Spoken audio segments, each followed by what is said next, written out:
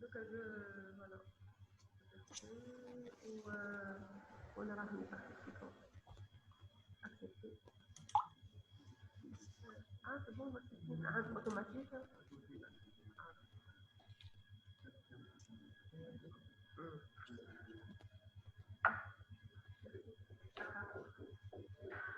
Bonjour tout le monde. Vous m'entendez? S'il vous plaît, bonjour. Très bien. Alors, s'il vous plaît, on a eu un petit souci d'Internet pour commencer à temps. Quoi qu'il en soit, est-ce que vous voyez l'écran sur le thème Oui, d'Aspergillus? Très bien. Donc, on aura aujourd'hui à voir le cours d'Aspergillus, Aspergillose, et les mycoses sous-cutanées. Donc, on va être très succinct. Le son est faible, d'accord? Et là? madame, le son est faible. Euh, vous m'entendez mieux comme ça? Oui, Très bien. Je préfère peut-être, je vous mets en muet et vous m'écrivez. C'est mieux, comme ça on avance rapidement. Si vous avez des questions, vous m'écrivez, s'il vous plaît.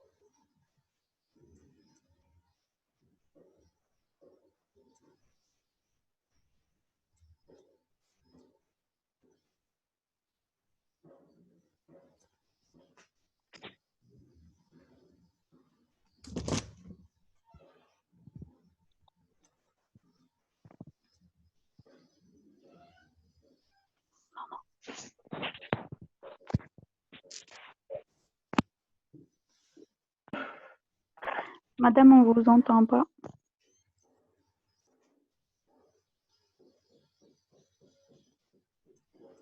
Alors?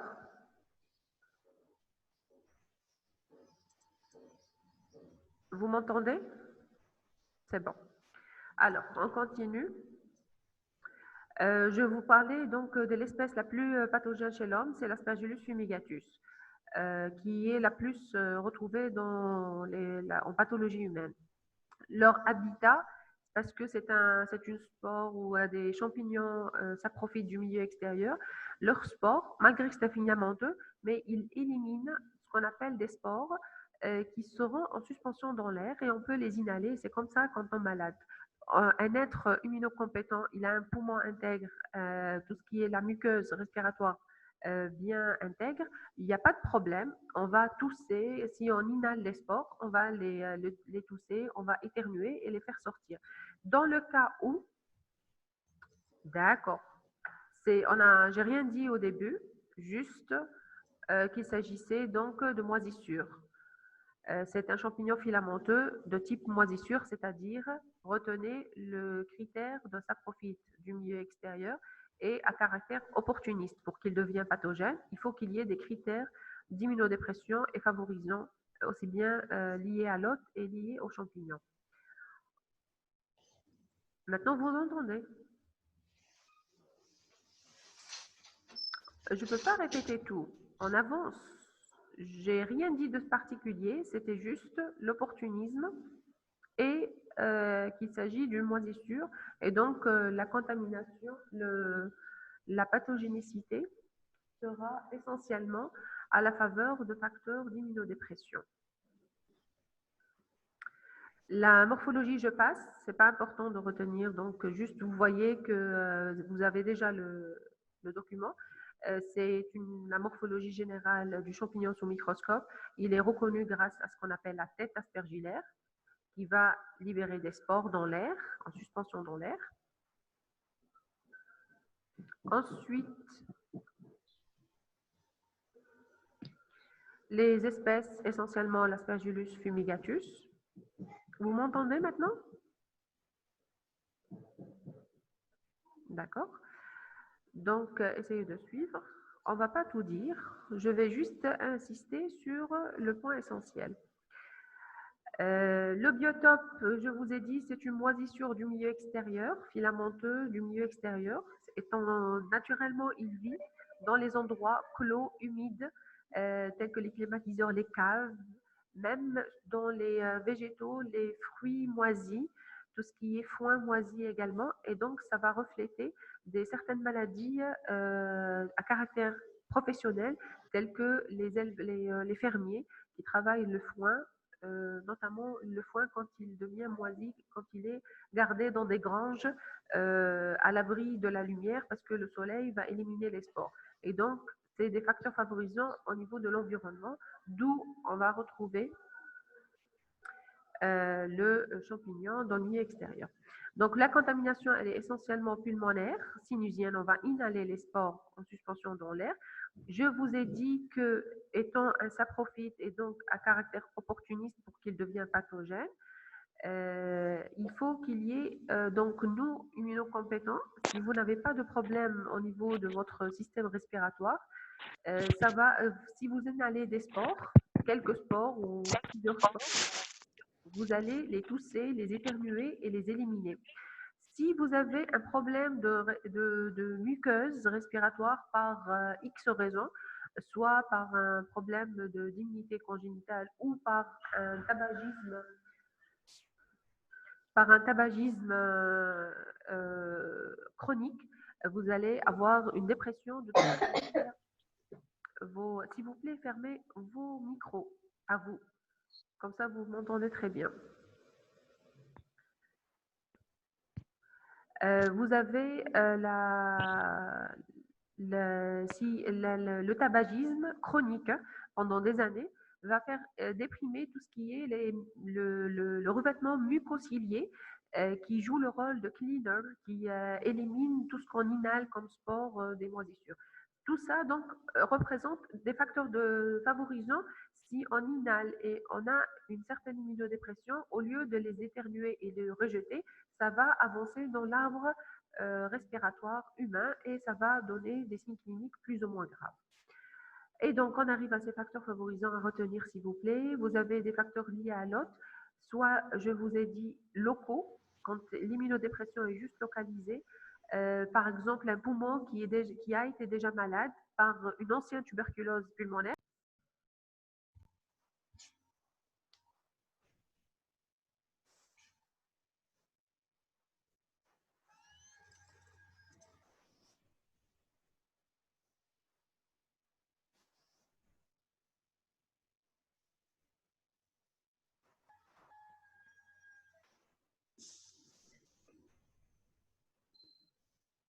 Ça s'est coupé, hein. Vous m'entendez là? Oui. Oui, madame. Très bien, on continue. Donc, on était aux facteurs favorisant les aspergilloses, ceux qui sont liés à l'hôte ou à l'homme, s'il a une immunodépression pas généralisée, juste par exemple un poumon qui était malade, des antécédents de tuberculose, qui est guéri, bien sûr, une tuberculose guérie, elle laisse derrière elle des séquelles qui sont des microcavités au niveau du tissu pulmonaire. Et ces cavités vont être comme une niche écologique favorable au sport aspergillaire parce que c'est humide et c'est comme une cave fermée, humide et un milieu clos où quand le poumon arrive ou le champignon arrive à un niveau donc assez profond au niveau de ces cavités pulmonaires, ça va pouvoir donc filamenter et devenir méchant, donnant des formes localisées. Également, post-cancer et l'ablation d'un cancer ou un nodule au niveau pulmonaire, il laisse derrière lui également une cavité parce que c'est un tissu spongieux. La même chose s'il s'agit d'un kyste, d'un emphysème, etc. Je parlais des fumeurs également, ça favorise la dilatation des branches et ça favorise donc la difficulté d'éliminer les spores inhalés. Les facteurs généraux, une immunodépression générale par des maladies auto-immunes ou des maladies cancéreuses, des hémopathies, etc., ou la mise en traitement immunosuppresseur, corticothérapie, chimio, radiothérapie, affaiblit le système immunitaire, qui fait que on aura non pas des formes localisées comme dans le premier facteur de risque, mais plutôt facilitant le passage à des formes généralisées invasives. Et des facteurs liés aux champignons, c'est le fait, malgré que c'est une moisissure, normalement, ça profite du milieu extérieur, entre guillemets, non pathogène, mais dans certaines conditions, il peut avoir la facilité de devenir opportuniste et pathogène. Bien sûr, opportuniste, donc il trouve les conditions favorables de l'autre, il le laisse passer et il peut développer ou exprimer, dans ce cas-là, sa virulence par déjà la petite taille des spores aspergillaires qui peuvent arriver parce qu'ils sont moins de diamètre plus petits que les alvéoles pulmonaires. Ils peuvent arriver à travers les branches bronchioles jusqu'aux alvéoles pulmonaires et donc ils peuvent être, s'ils ne sont pas éliminés par un système respiratoire intègre, ils peuvent arriver au niveau très profond du poumon et même viscéralisés et passer de l'autre côté à travers le sang. Leur thermotolérance fait qu'ils peuvent résister à la température de l'hôte qui est de 37 degrés, alors que dans le milieu extérieur, leur environnement naturel est une température normale qui ne dépasse pas les 30 degrés, mais ils ont la capacité de supporter la température intra-organique et parfois ils peuvent même exprimer ou synthétiser des enzymes lytiques qui vont devenir lisantes, qui vont creuser également la muqueuse lorsqu'ils trouvent des conditions favorables. Les facteurs liés à l'environnement, donc vous aurez les trois facteurs souvent intriqués, l'un plus l'autre. Facteurs liés à l'hôte, soit locaux ou généraux, des facteurs liés aux champignons et des facteurs liés à l'environnement. Donc les trois, un de chaque, pour qu'il y ait une maladie, expression clinique d'une maladie. Dans les facteurs de l'environnement, il faut qu'il y ait le contact maximal avec les spores. On inhale deux ou trois ou une centaine de spores, c'est pas méchant. Mais si on inhale, on est dans un environnement très moisi. Si vous rentrez dans une cave qui est très contaminée par les spores ou dans une grange qui contient du foin moisi très contaminé, vous aurez de toute façon, même à défaut, avoir non pas une infection, mais au moins un état d'allergie. Vous allez éternuer, vous allez tousser, vous allez exprimer des symptômes plutôt allergiques. Ou alors, si vous êtes immunodéprimé, vous avez des antécédents de tuberculose, vous pouvez développer la forme localisée. Encore pire, si vous êtes en aplasie médulaire et vous êtes en contact avec des spores en abondance dans de votre environnement, qui devrait être très stérile et très propre, là, vous risquez de développer des formes graves. Donc, l'abondance de ces spores dans le milieu extérieur en fonction de votre, soit vous êtes jardinier, vous êtes agriculteur, ou tout simplement vous vivez dans des conditions assez précaires. L'ensoleillement n'est pas adéquat, c'est une forte humidité dans la chambre où la personne dort, etc. Ça favorise de façon chronique, c'est pas une forte exposition en un temps zéro, mais plutôt une forte exposition, une petite exposition de façon graduelle, de façon chronique. C'est tous les jours. On est dans un environnement, on vit dans un environnement pas très sain et on va augmenter notre bol fongique au fur et à mesure de notre existence dans ce milieu-là. Vous comprenez? Donc c'est relatif. L'abondance, ça peut être une abondance d'un coup ou une abondance, vous entendez? Ou une abondance de façon chronique, de petit à petit. Très bien. Alors, on va y avoir, donc, en fonction de ces facteurs favorisant ces infections, on aura trois formes cliniques. Soit la forme clinique, les formes allergiques, ils ne sont pas infectieuses. En fait, c'est des formes où on a eu une surexposition au sport avec une hypersensibilité. Au contraire, notre système immunitaire, dans ce cas, n'est pas fragile ou faible. Il est au contraire, il exprime trop des réactions inflammatoires qui fait qu'on va développer des formes allergiques plus ou moins passagères. Donc ça, ne sont pas des formes infectieuses, les formes allergiques, mais plutôt métaboliques et qui peuvent disparaître comme ils peuvent malheureusement l'asthme aspergillère, ils peuvent être chroniques si on garde les facteurs favorisants sont toujours là. Les formes localisées, là, c'est des formes infectieuses où le champignon, quand je vous dis des formes infectieuses ou non infectieuses, c'est-à-dire le champignon dans les formes localisées ou les formes invasives, on le trouve dans le corps humain. Il existe. C'est lui qui fait la maladie, qui provoque l'infection. Dans les formes allergiques, c'est juste un pneumallergène. Il fait partie des pneumallergènes. Il va être en contact avec le corps et il sort sans qu'on ne le retrouve pas dans les échantillons ou les prélèvements humains.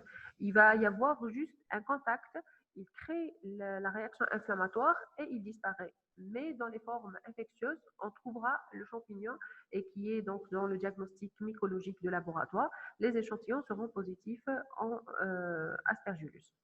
Donc vous avez des formes localisées, soit l'aspergillum qui est la plus prédominante ou la semi-invasive. Et dans les formes invasives, carrément invasives, c'est le passage, non, elle ne reste plus, le champignon ne reste plus au niveau soit pulmonaire ou localisé, au niveau pulmonaire, et il peut traverser, grâce à ses enzymes lytiques, la barrière endothéliale et peut disséminer par voie hématogène vers différents organes, notamment le cerveau. Ça, c'est grosso modo, sans rentrer dans le détail. Sachez que dans les formes allergiques, vous avez l'alvéolite extrinsèque, allergique extrinsèque, vous avez l'asthme aspergillère, qui sont généralement des maladies professionnelles ou domestiques pour l'alvéolite, ou vous avez l'ABPA, l'aspergillose bronchopulmonaire allergique, qui est souvent associée à une maladie. Les formes infectieuses, c'est juste les formes localisées et invasives. Les formes allergiques, comme le nom l'indique, allergie, le champignon n'existe pas dans les prélèvements, dans les échantillons. Oui, toujours inhalation. L'inhalation, on va être en contact avec le champignon. Dans les formes allergiques, on va les éternuer, les tousser, les éliminer. Mais la réaction inflammatoire, c'est le corps qui va réagir plus qu'il en faut vis-à-vis de l'aspergillus pour provoquer des réactions inflammatoires nocives à notre corps. D'accord? Soit on aura une alvéolite extrinsèque avec une hypersensibilité, disons, immédiate, au bout de 6 à 8 heures, on exprime les signes, soit un asthme aspergillaire qui est d'origine plutôt chronique, soit une ABPA. Et dans les trois formes allergiques, le champignon ne sera pas retrouvé dans les prélèvements. Le diagnostic ne sera pas de type mycologique, mais plutôt immunologique. Vous allez voir après dans le diagnostic. Dans les formes infectieuses, c'est-à-dire le champignon, c'est lui qui fait la maladie. C'est lui qui creuse et on le retrouve dans les tissus et dans les différents échantillons humains. D'accord? Dans les formes localisées, retenez l'aspergillome. C'est comme tumeur homme, mais c'est d'origine infectieuse. C'est pas malin.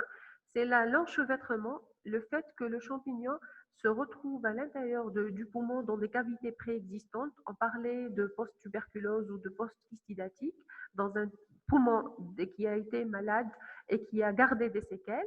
Le champignon va être inhalé au fur et à mesure, au fil du temps, de façon chronique, à cause déjà de le manque ou de déficience d'un système mucocilié intègre il ne pourra pas éliminer de façon naturelle à chaque fois les spores qu'il a inhalés. Non, il va les garder et les spores vont rentrer au fur et à mesure dans ces cavités préexistantes et qui vont bourgeonner parce qu'ils trouvent une petite spore, elle va germer, elle va devenir filamenteuse et elle va s'intriquer et devenir comme une boule fongique parce qu'elle trouve les conditions favorables d'humidité du poumon parce qu'on respire, on fait rentrer de l'air et de température agréable et de cloison humide en cavité qui permet donc la filamentation du champignon. Les formes plutôt localisées, localisées, il y a la forme, l'aspergillome est tout à fait localisé, c'est le champignon, il reste au niveau du poumon. Dans les formes semi-invasives ou chroniques, l'aspergillose pulmonaire dite semi-invasive, on l'appelle également chronique, elle n'est pas tout à fait, le champignon n'est tout à fait présent uniquement il est pas tout à fait confiné dans le poumon, il commence à creuser vers l'endothélium vasculaire qui borde le... attendez, je vais essayer de partager.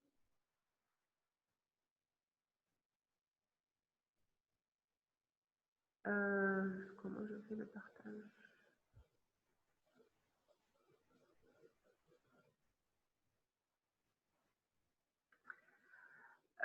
Pour vous expliquer, voilà.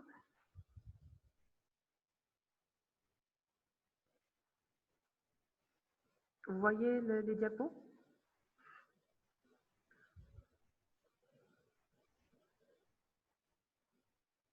Infructueuse? Non, elle n'est pas infructueuse. Attendez. La forme allergique, elle est associée à une exposition des spores, ça on a déjà dit. Les formes localisées, c'est la colonisation de cavités préexistantes et les formes généralisées ou diffuses, c'est une diffusion donc du champignon à travers les différents tissus. Alors, pour la semi-invasive, elle n'est pas tout à fait ni profonde, elle n'est pas encore passée vers la viscéralisation ou vers d'autres tissus, mais elle commence. Elle est favorisée par l'alcoolisme, le diabète, d'autres critères qui viennent aggraver. En fait, c'est un aspergillome qui s'aggrave avant de passer vers la forme diffuse. Il est encore c'est l'interphase entre les deux, entre aspergillome, forme localisée infectieuse, et la forme généralisée. Il y a cette forme-là. C'est une étape, si vous voulez, avant qu'il passe vers la forme invasive. Et la forme invasive, c'est quand le malade, il a non seulement un système immunitaire pulmonaire localisé déprimé, mais également un système immunitaire généralisé aggravé par une neutropénie sévère, par les facteurs donc liés à, à une à des facteurs liés des immunosuppresseurs ou autres. Et l'invasion, elle peut passer vers les différents tissus. Essentiellement, le premier tissu qui va être le plus atteint, c'est le cerveau. Ensuite, les reins, le foie, ça peut aller jusqu'à tous les viscères, avec 50% de risque de mortalité. Je reviens, je préfère, pardon, voilà.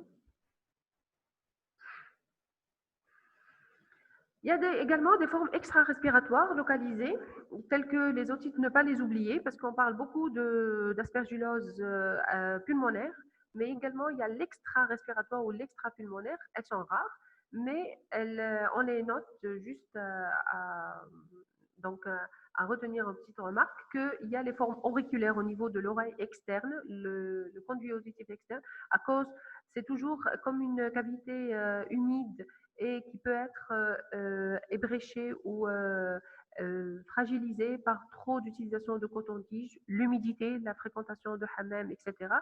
Les spores peuvent être retenus au niveau du conduit auditif et ça peut donner des aspects donc, de moisissure à l'intérieur de l'oreille. Également sinusite dentaire liée à une porte d'entrée dentaire, un emplâtre mal stérilisé, ou cutanée, soit primaire suite à un dépôt de spore sur une peau lésée brûlée. Les brûlures cutanées, on n'a plus le revêtement cutané qui nous protège.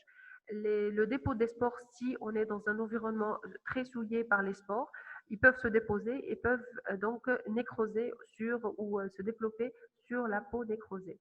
Ou alors, ça c'est le cas d'une infection primaire cutanée, ou secondaire, c'est après une extériorisation cutanée suite à une infection généralisée qui sort, où le champignon il a terminé avec les viscères, il peut sortir vers la peau. On parle d'atteinte cutanée secondaire. C'est la sortie du champignon vers la peau quand il a fini d'envahir les tissus internes. Et ça, c'est la phase ultime et dernière d'une infection donc profonde aspergillaire. Il y a également oculaire suite à soit un traumatisme, microtraumatisme par les lentilles de contact mal lavées par des produits non stériles dédiés, ou un objet coupant, une blessure par quelque chose. Oui, la semi-invasive, c'est la forme chronique et elle est infectieuse. C'est l'interface entre la forme localisée, aspergillant par exemple, et la forme invasive. C'est entre les deux. Parce que le champignon n'est pas encore dans le sang, la paroi hématogène n'est pas encore arrivée, mais il est en train de creuser. Et on parle de semi-invasif. Pour les formes donc extra-respiratoires, vous avez également la forme de l'angle, l'onychomycose, l'atteinte des angles. Elle est rare, souvent associée à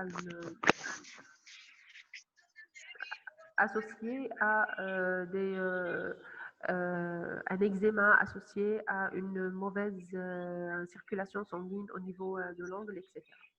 Alors, on arrive au diagnostic, ces différents aspects cliniques. Vous voyez, c'est un éventail de formes cliniques. Et donc, le diagnostic va être guidé par un faisceau d'arguments. Vous avez l'orientation, bien sûr, clinique.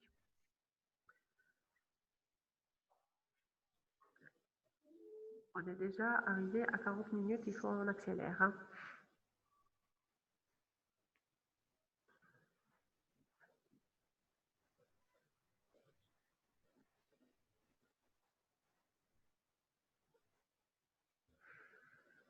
Comment on fait pour redémarrer? Vous êtes toujours là, vous m'entendez? Très bien. Donc, on continue rapidement.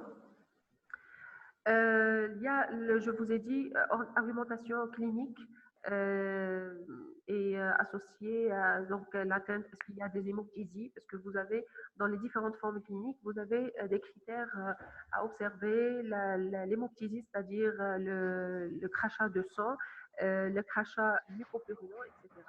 Il y a l'orientation radiologique. On observe carrément s'il y a des formes localisées à travers la radio ou le scanner des formes de boules fongiques au niveau pulmonaire. Il y a l'orientation ou le diagnostic de certitude qui est le diagnostic mycologique dans les formes infectieuses et même histopathologiques. On va observer et retrouver ou isoler le champignon dans les différents prélèvements. Il y a le diagnostic qui complète le diagnostic sérologique, rechercher les antigènes et les anticorps dans le sang.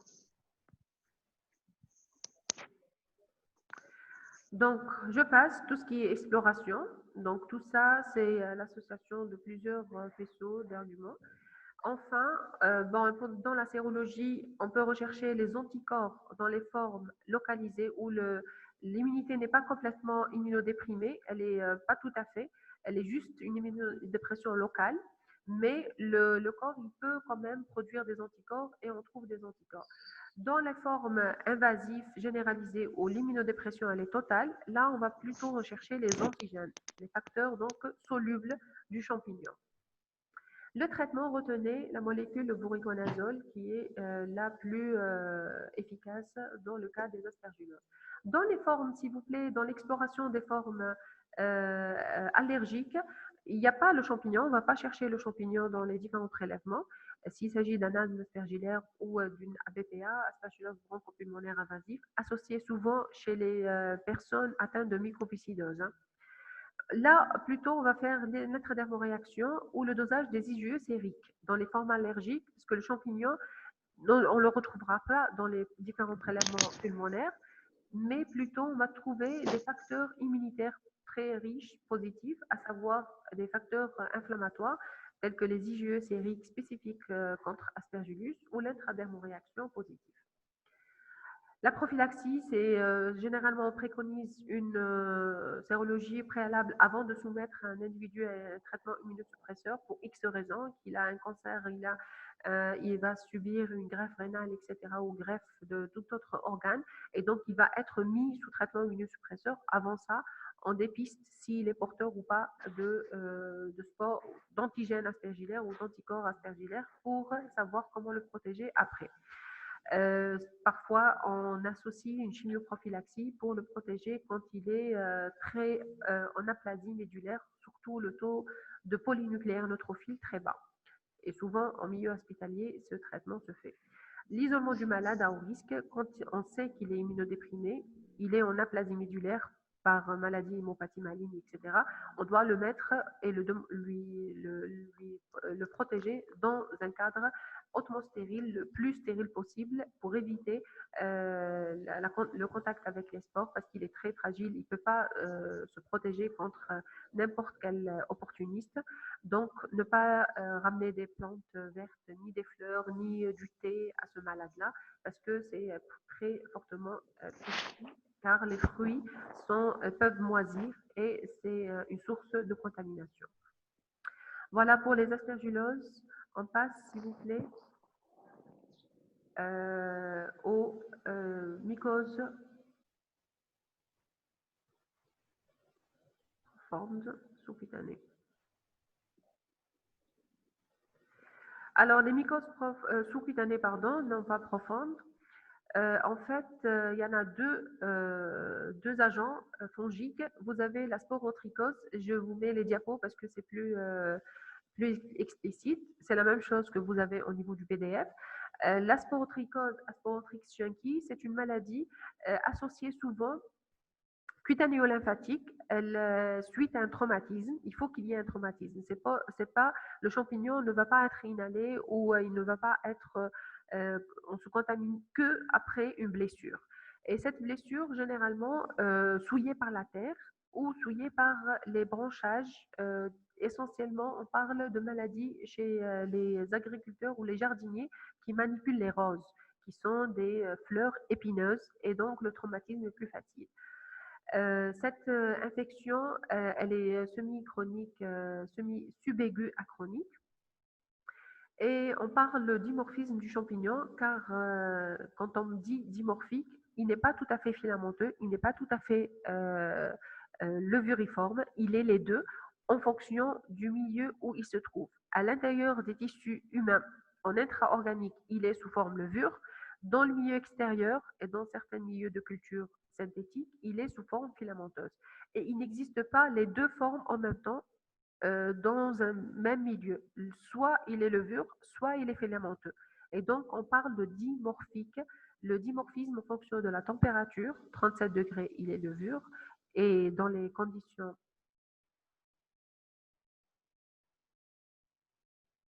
C'est la même souche, si. C'est le même champignon, il a la capacité de donner, d'être en morphologie différente en fonction de l'environnement. C'est ce qu'on appelle dimorphique. Ensuite, cet agent pathogène, il se caractérise, quand on dit dimorphique, il a la forme parasitaire, c'est-à-dire en intra-organique, c'est ce qu'on dit parasitaire parce qu'il vit aux dépens de l'hôte. Il est sous forme levure ou ce qu'on appelle le corps astéroïde. C'est comme une étoile, c'est ça. C'est une levure entourée de réactions inflammatoires de l'hôte et ça donne l'aspect comme une étoile ou un soleil. C'est pour cela qu'on l'appelle corps astéroïde. C'est en fait une forme levure. Et, voilà, dans les tissus. Et la forme saprophyte qui se trouve dans le milieu extérieur ou dans les milieux de culture usuels. On peut la recréer in vitro dans le laboratoire. Et c'est la forme filamenteuse à température 27 degrés et dans des conditions nutritionnelles différentes que pour la forme parasitaire. La forme parasitaire, elle vit à 37 degrés dans les conditions nutritionnelles intra-organiques. Les conditions nutritionnelles à l'intérieur, donc dans le milieu extérieur, c'est différent. Corps astéroïde, c'est ça le corps astéroïde, c'est la levure dans les tissus humains qui est entourée de réactions inflammatoires comme si qu'elle lui donne l'aspect d'une étoile ou du soleil. Vous voyez qu'elle est comme si elle est en fusion. On a l'impression, c'est ce qu'on appelle le corps astéroïde qui est typique à ce champignon en anapath. La forme filamenteuse, je vous ai dit, on la retrouve dans le milieu extérieur. Le mode de contamination, ou le biotope d'abord, où se trouve ce champignon, essentiellement sur le sol, les végétaux, les écharpes de bois, les épines de fleurs. Le mode de contamination par voie transcutanée, suite à un traumatisme, non pas la peau saine, on ne voit pas le champignon. Le mode sympodial, c'est pas important de connaître, c'est juste le fait que le champignon est filamenteux et la ramification se fait de part et d'autre. C'est-à-dire, il se ramifie d'un côté, ensuite il se ramifie de l'autre côté. C'est ça le mode sympodial. Pour ce qui est donc de la contamination à travers donc, les blessures souillées par la terre ou des débris végétaux qui contiennent les spores de ce champignon, et c'est pas partout dans le monde, c'est un champignon dimorphique, exotique plutôt, dans les pays à climat où il y a ce champignon tempéré et humide en même temps, tels que le Mexique, le Costa Rica, le Brésil. Chez nous en Algérie, il y a quelques cas, pas beaucoup, généralement dans la région de Chifa ou Blida, là où on cultive d'ailleurs les roses en grande quantité. Alors, pour la clinique, vous avez la forme cutanée classique, typique. Suite à la contamination, on aura donc l'atteinte au niveau, bien sûr, des membres inférieurs ou supérieurs, quand on se blesse, soit à travers les mains ou quand on marche pieds nus. On aura des nodules qui peuvent s'ulcérer et qui vont suivre le trajet lymphatique. C'est pour cela qu'on parle de maladie cutanéo-lymphatique. Dans le tissu sous-cutané, le champignon, une fois il rentre sous la peau, il va